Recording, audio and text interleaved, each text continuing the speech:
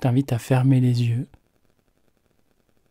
et imaginer que tu es un lac de montagne. Un lac calme, serein. Et depuis là où tu te trouves, tu peux percevoir le ciel bleu, ressentir l'air frais et pur de la montagne. Ton eau est claire, ton eau est limpide. Tout est calme autour de toi, tout est en paix. Et du fait que ton eau est limpide, comme transparente, eh bien, tu peux voir au fond de ton lac, ce joyau, ce diamant qui brille de mille feux, ce soleil qui dirige tous ses rayons à l'intérieur de ton lac, ce joyau qui correspond à ta valeur, à toutes les ressources qui sont les tiennes. Alors tu as conscience de ta valeur, car tu vois ce diamant briller, rayonner complètement et totalement à l'intérieur de ton lac. Et en étant en contact avec ce diamant, eh bien, ça donne un sentiment d'avoir de la valeur, sentiment d'être comme complet, complète, mais aussi d'avoir confiance. Et peut-être même ce sentiment de paix, ce sentiment de joie. Et maintenant, imagine qu'au fond de ton lac émergent deux grosses mains qui commencent à s'activer. Ces deux grosses mains stressées qui commencent à s'activer et en créant des mouvements toujours plus rapides, eh bien, ça crée comme un stress dans ton lac. Ça crée comme des vagues qui deviennent de plus en plus grosses et ces deux grosses mains qui s'activent au fond, eh bien, vont comme amener de la vase mélangée à de l'eau qui va faire que le lac va devenir de plus en plus trouble. L'eau va devenir de plus en plus trouble, comme boueuse. Et puis, le lac de plus en plus en furie. Les petites vaguelettes du départ deviennent des vagues de plus en plus grandes. Le lac est en furie. Le lac est complètement stressé, complètement tendu. Et bien souvent, à ce moment-là,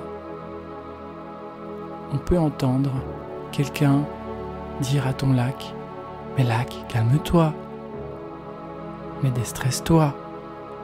Mais lâche prise. » Est-ce que c'est vraiment au lac, à ton lac, de lâcher prise, de se calmer? Non.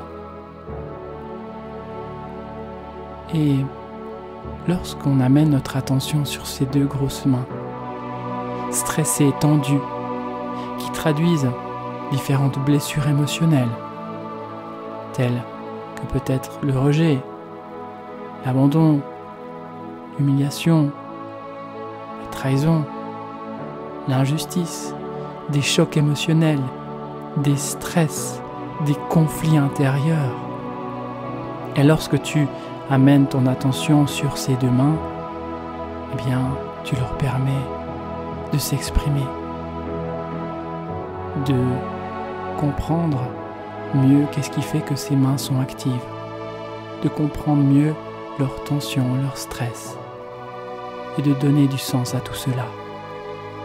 Et lorsque tu comprends cela, c'est comme si ces deux mains peuvent s'apaiser de plus en plus, de mieux en mieux, tant et si bien qu'elles peuvent à nouveau disparaître.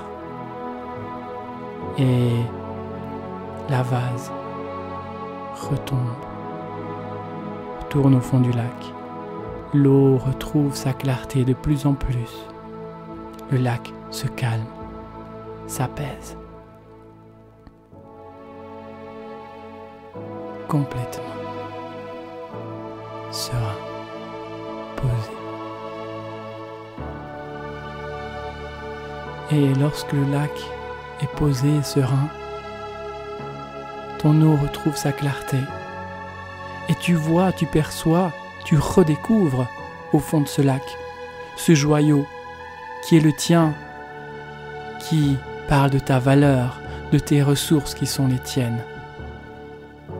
Tout cela était déjà là, sauf que tu ne le voyais plus, sauf que tu en avais plus conscience, puisqu'il y avait ces deux grosses mains qui s'étaient activées, puisqu'il y avait tout ce stress, toutes ces tensions intérieures. Mais là, tu peux le voir, tu peux le ressentir, prendre conscience de ta valeur.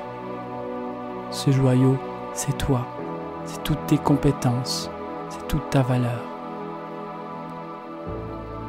Et lorsque tu te libères de ces différents aspects qui ne sont pas toi, ces chocs émotionnels, ces mémoires traumatiques, ces réactivités émotionnelles, tu retrouves ce que tu es déjà.